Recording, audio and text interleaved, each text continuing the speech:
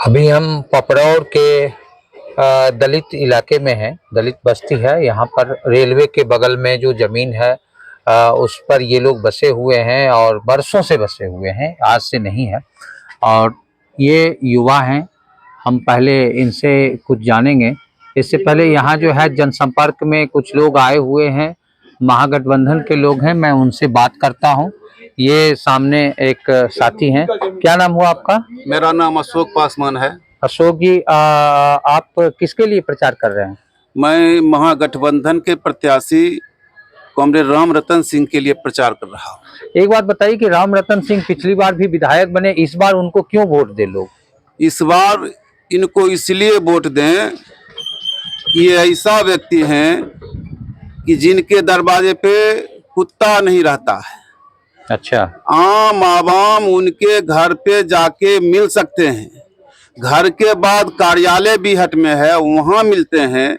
यदि पटना जाते हैं, सेशन चलता है तो चलता है, नहीं तो बाद बाकी अपने कार्य क्षेत्र में ही अपना समय व्यतीत करते हैं। कभी ये पटनिया बीमारी इनको नहीं लगा। अच्छा, तो और किस मुद्दे पर आप वोट मांग रहे हैं? देखिए, मुद्दा सीधा सीधी है कि महागठबंधन के नेता प्रतिपक्ष तेजस्वी यादव ने कहा है कि हर घर में यदि बेरोजगार नौजवान है तो बेरोजगार नौजवान पढ़ा लिखा है, यदि डिग्री लाएगा तो हम उनको नौकरी देंगे। ये हुआ पहला।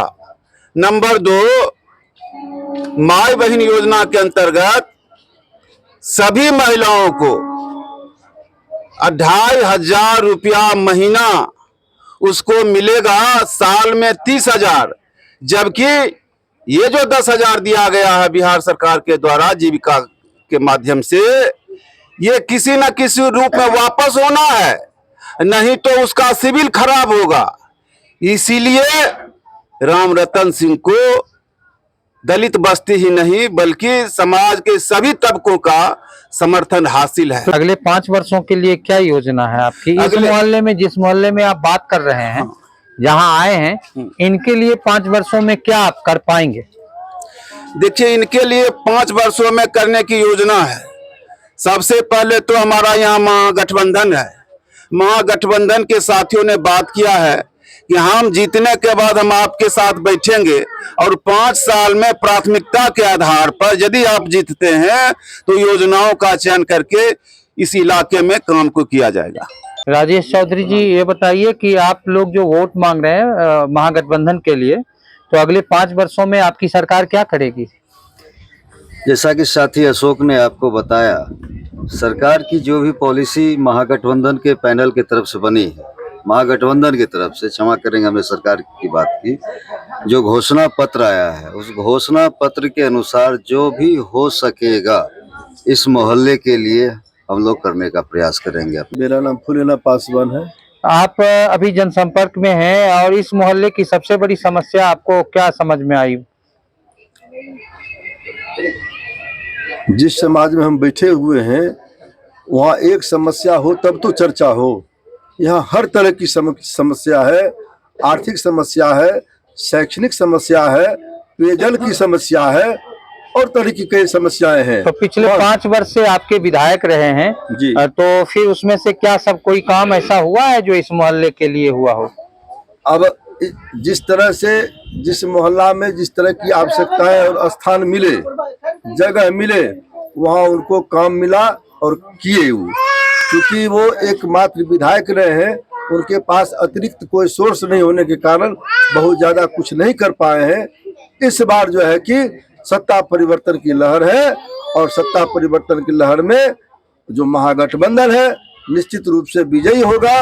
और जो दंश हमारे परिवार के, हमारे समाज के लोग झेल रहे हैं, उस हर दंश को पूरा करने का ये महागठबंधन ने संकल्प लिया है। अभी चर्चा आई कि जीविका के द्वारा जो 10,000 रुपये मिले हैं, तो सवाल ये है हमारा है कि 20 साल के सरकार में एक महीना पहले क्यों 10,000 याद आया?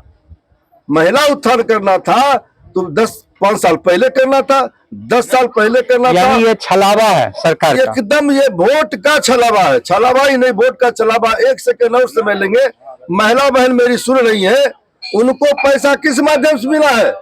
जीविका के ग्रुप माध्यम से।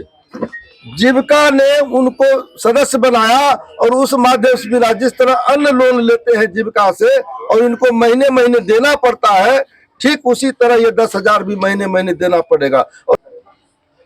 चाचा क्या नाम हुआ आपका? चंद्रशेखर पासवान। चंद्रशेखर पासवान नाम हुआ। आप किसके लिए वोट मांग रहे हैं? गठबंधन के लिए। गठबंधन के लिए, रामरतन सिंह के लिए। रामरतन सिंह के लिए। तो अगले 5 वर्ष में क्या उनसे अपेक्षा रखे हैं आप? हम लोग अच्छा रखे हैं, देखिए अगर ये तो जीतेंगे, हम लोगों को आशा है कि सबको सुविधा मिलेगा। रामरतन सिंह जिंदाबाद, महागठबंधन जिंदाबाद।